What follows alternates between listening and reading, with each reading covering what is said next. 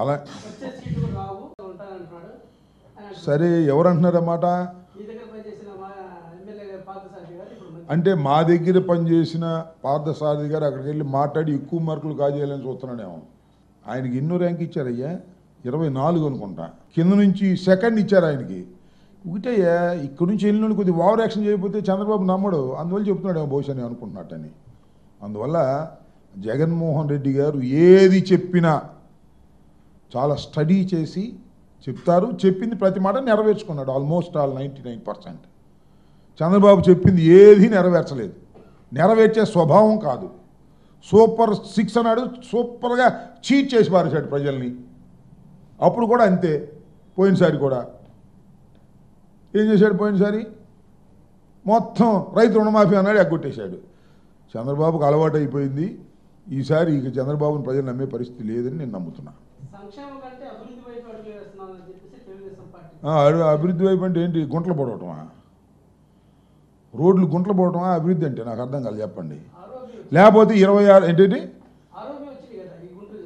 ఏమారు వచ్చినాయి అప్ప, నిర్మాణం అవ్వాలిగా.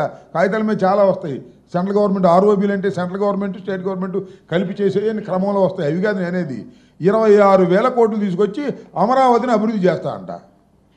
26,000 కోట్లు అప్పు తీసుకొచ్చి, విన్నావా?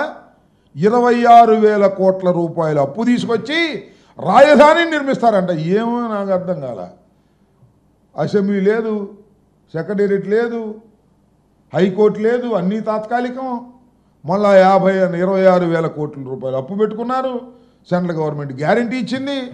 డబ్బులు రిలీజ్ అయిన తర్వాత శ్రీమద్ రమారమణ గోవిందో సగం తినేస్తారు అంతే. ఇది జరిగే విషయం. మరి ఎన్నిటికీ కూడా గ్యారంటీ ఇచ్చాడు ఇంకో ఆయన. ఈ సూపర్ 6కి హామీలకి అన్నిటికీ ఆయన జ్వరం వచ్చి పడుకున్నాట. మరి ఏంటో మంత్రివర్గానికి కూడా రాల. గ్యారంటీ ఇచ్చిన ఆయన, గ్యారంటీ సంతకం పెట్టిన ఆయన అసలు మాట్లాడట్లా. నిన్న క్యాబినెట్ మీటింగ్ కూడా రాలా. అదేంటంటే ఆయనకి వెన్నుపూసలు నొప్పిగా ఉంది, జ్వరం ఉన్నారు. నిజమేమని నాకు తెలియదు. కానీ ఇది రాష్ట్రం ఉన్న పరిస్థితి. రాష్ట్రం అధ్వానంగా తయారవుతుంది. ఇచ్చిన హామీలు నెరవేర్చడం లేదు. అభివృద్ధి మాత్రం ఈనాడు ఫ్రంట్ పేజీలో ఉంటుంది, లేదా ఆంధ్రజ్యోతి మొత్తం టోటల్ పేజీలో ఉంటుంది. ప్రాక్టికల్గా మాత్రం జీరో అభివృద్ధి, సంక్షేమం ఎగ్గొట్టాడు. ఇది జరిగినటువంటి విషయం. ఓకే,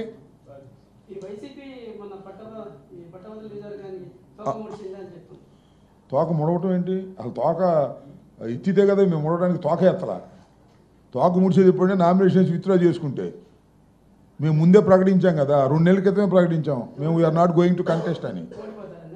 ఓడిపోతామనో గెలుస్తామనో మా స్ట్రాటజీలు మాకున్నాయి. ఎమ్మెల్సీలు పోటీ చేయకూడదు నిర్ణయించుకున్నాం. అది మా హక్కు. That's all. మేము తోక ముడిసామో తోక లేపామో ఎవరు చెప్పారు తోక ముడిసామని? ఏమండి, ఎవరు చెప్పింది? ఎవరు? చంద్రబాబా, పవన్ కళ్యాణా, లోకేషా? ఏంది? ఎవరు చెప్పారు? ఏ పార్టీ క్యాండిడేట్? ఎవరైనా ఆయన తోక బాగా ఎత్తాడా? చూద్దాంగా. ఎత్తాడు, దింపుతాడు రేపు పోటీల్లో. ఊరిని యునానిమస్ ఏం కాలేదుగా.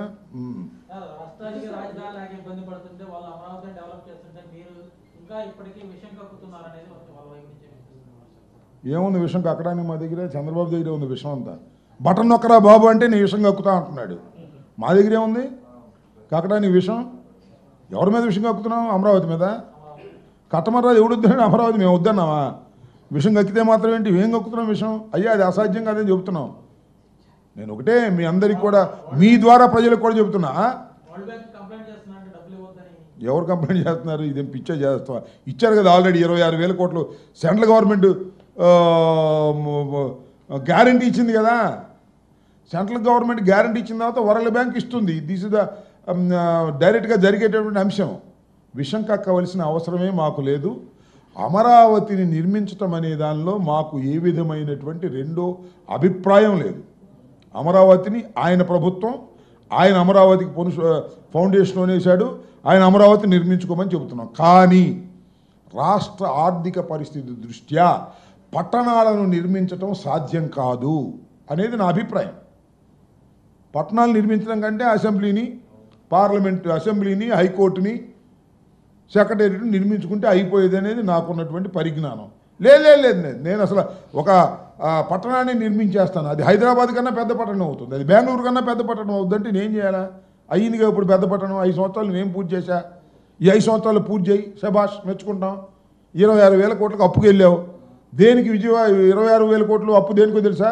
ఓన్లీ ట్రంక్ ఇన్ఫ్రాస్ట్రక్చర్, రోడ్లు వరకే, నిర్మాణం కాదు, మొత్తం కాదు. అప్పుడు ఏదో నవ సిటీలు అన్నారు కదా, అవేం కాదు, ఓన్లీ ట్రంక్ ఇన్ఫ్రాస్ట్రక్చర్ మాత్రమే, అంటే రోడ్లు మాత్రమే వేయటానికి 26,000 కోట్ల రూపాయలు అప్పు తీసుకొస్తున్నారు. దానిలో 10,000 కోట్లు శ్రీమద్ రమారమణ గోవిందో. పోయినసారి 2,500 కోట్లు ఖర్చు పెట్టారు రాజధానికి, తెలుసు కదా మీకు. కేంద్ర ప్రభుత్వం ఇస్తే, విభజన చట్టం ప్రకారం కేంద్ర ప్రభుత్వం 2,500 కోట్ల రూపాయలు ఇస్తే ఏమైంది? ఇప్పుడు తుప్పలు చెట్లు అవి కొట్టడానికి మొన్న ఎన్నో 6 కోట్లు 5 కోట్లు ఎన్నో 60 కోట్లు ఖర్చు పెట్టారంట. ఇది జరిగినటువంటి పరిస్థితి. చంద్రబాబుకి మనం అనకూడదు, ఎందుకంటే 40 సంవత్సరాల సీనియరు, అన్నీ తెలిసిన ఆయన అనుకుంటాడు, ఆయనకి ఏం తెలియదే నేను చెబుతున్నాను.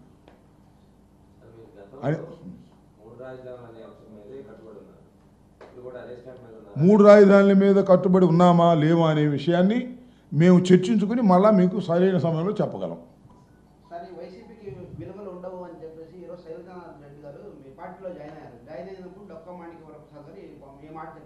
ఏమని అని ఇంతవరకు ఆయన అన్నమాట కోట్ చేశాడా? తప్పుకోయా, ఆయన అన్నమాట మాణిక్ వరప్రసాద్ గారు కోట్ చేశారా?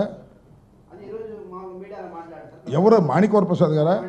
ఒకసారి మీరు యూట్యూబ్ కొట్టి మాణిక్ వరప్రసాద్ గారు కాంగ్రెస్లో ఉన్నప్పుడు ఏమన్నాడు, వైసీపీలో జగన్మోహన్ రెడ్డి గారి దగ్గరికి వచ్చినప్పుడు ఏమన్నాడు, అలాగే చంద్రబాబు నాయుడు గారి దగ్గరికి వెళ్ళి ఎమ్మెల్సీ తీసుకున్నప్పుడు ఏమన్నాడు, మళ్ళా జగన్మోహన్ రెడ్డి గారి దగ్గరికి వచ్చి ఎమ్మెల్సీ తీసుకున్నప్పుడు ఏమన్నాడు, అన్నీ వరుసనే చదవండి, మీకు అర్థమైంది. దీన్ని సమాధానం చెప్పాల్సిన అవసరంలా.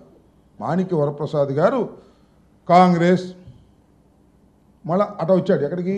వైసీపీకి, మళ్ళీ వెళ్ళిపోయి మళ్ళీ తెలుగుదేశం, మళ్ళీ తెలుగుదేశం వైసీపీ, మళ్ళీ వైసీపీ తెలుగుదేశం అన్నప్పుడల్లా ఒకసారి యూట్యూబ్లో మీరు కొట్టి, ఆయన చంద్రబాబు నాయుడు గారి సమక్షంలో తెలుగుదేశంలో చేరినప్పుడు, జగన్మోహన్ రెడ్డి గారి సమక్షంలో వైసీపీలో చేరినప్పుడు, మళ్ళా చంద్రబాబు నాయుడు గారి సమక్షంలో తెలుగుదేశంలో చేరినప్పుడు, రాజశేఖర రెడ్డి గారు మంత్రివర్గంలో ఉన్నప్పుడు, బయటలన్నీ ఒక్కసారి ఆయన చూపించండి, ఆయనకు ఒకసారి, లేకపోతే మీరన్నా చూడండి ఎంత తేడా ఉంటుందో.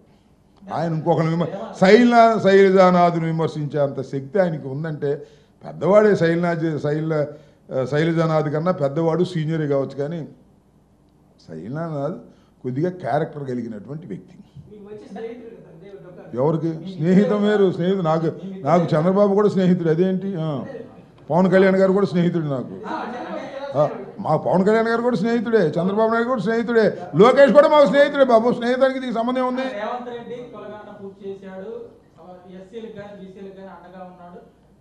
వర్గీకరణకు సపోర్ట్ గా ఉన్న చంద్రబాబు దళితులకి అండగా ఉన్నారు, కానీ దళిత ద్రోహి జగన్ అనేది ప్రతిరోజు చెప్పే మాట. అంతకుముందు ఒకసారి జగన్మోహన్ రెడ్డి గారి దగ్గర ఉన్నప్పుడు కొట్టి చూడు, దళిత బాంధవుడు జగన్మోహన్ రెడ్డి గారు అంటాడు, ఇప్పుడేమో దళిత ద్రోహి జగన్ గారు అంటాడు. 4-5 నెలలకు మళ్ళీ చంద్రబాబును కూడా దళిత ద్రోహి అంటాడేమో చూద్దాం. నేను పిలవసలేదు, ఎక్కడేం జరిగిద్దో చెప్పలేవు రాజకీయాల్లో. ఇంకొక 6 నెలల్లో సంవత్సరం అయిన తర్వాత చంద్రబాబు అంత దళిత ద్రోహి ఎవ్వడూ లేడు అన్నా కూడా మీరేమీ ఆశ్చర్యపడాల్సిన అవసరం లేదు. నేను చెప్పింది కొద్దిగా నోట్ చేసుకోండి ప్లీజ్.